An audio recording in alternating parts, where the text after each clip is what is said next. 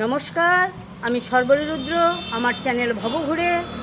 আজ আমি ঘুরতে ঘুরতে চলে এসেছি রানাঘাটের ব্রজবল্লভ মন্দিরে। চলুন আমার সঙ্গে দর্শন করবেন, চলুন।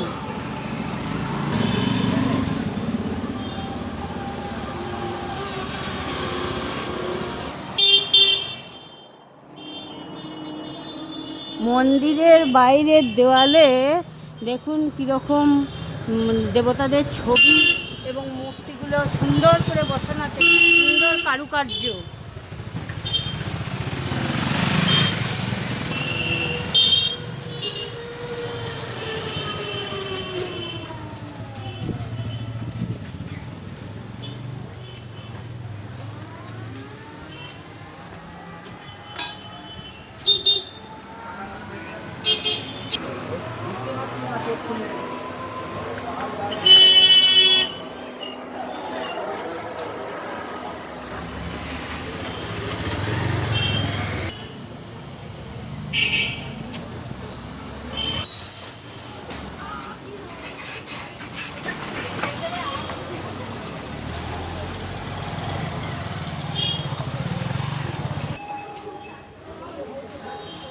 ব্রজবল্লভ মন্দিরে প্রবেশের এটাই প্রধান দ্বার।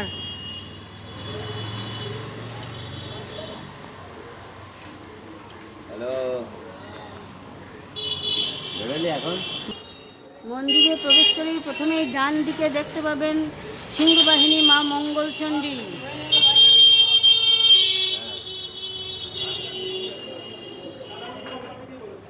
দেবাদিদেব মহাদেব,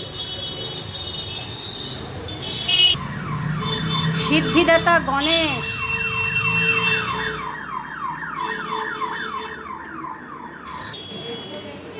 দেবাদিদেব মহাদেব।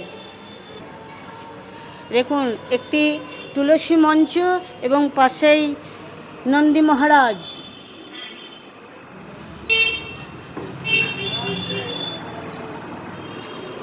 চলুন, এই দেখুন এটি নাট মন্দির। এই নাট মন্দিরে শ্রী বিষ্ণু বা ভগবান বিষ্ণুর বিভিন্ন অবতারের ছবি দেয়া আছে। আপনারা দর্শন করুন, ভালো করে দর্শন করুন।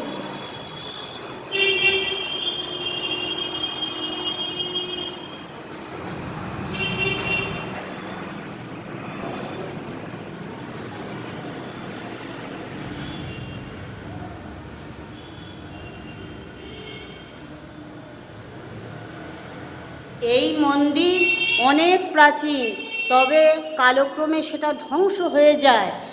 তারপর স্থানীয় জমিদার পাল চৌধুরী এবং দুজন ভক্তের প্রচেষ্টায় এবং তাদের অর্থানুকূল্যে এবং কৃষ্ণপ্রেমী সংস্থার অর্থানুকূল্যে এই মন্দির পরবর্তীকালে গড়ে ওঠে।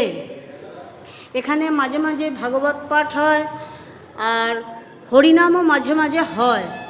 প্রতিদিন এখানে প্রভুর সেবা হয়, অন্নভোগ হয়। ভক্তরা চাইলে এখানে প্রসাদ পেতে পারেন। এখানে লোকনাথ বাবাও পূজিত হন।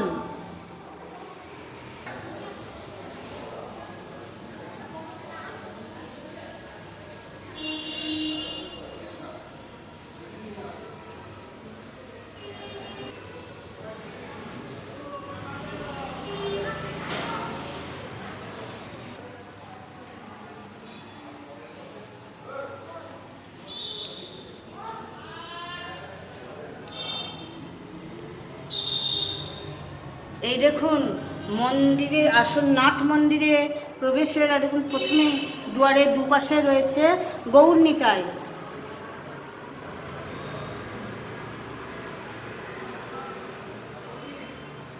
আর এই বারান্দায় শ্রীকৃষ্ণের বিভিন্ন লীলা তুলে ধরা হয়েছে।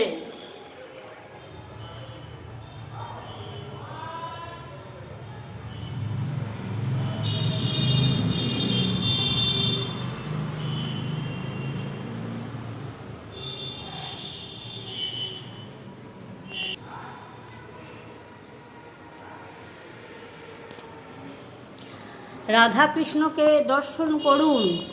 এখানে কৃষ্ণের মূর্তি কষ্টি পাথরে এবং রাধার মূর্তি অষ্টধাতুর। আর সামনেই আছেন জগন্নাথ, বলরাম, সুভদ্রা।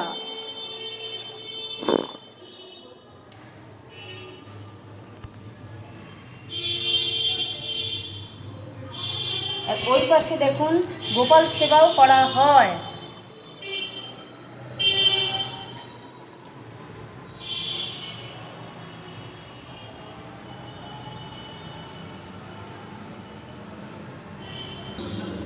এখানে জগন্নাথ, বলরাম, সুভদ্রার রথও আছে।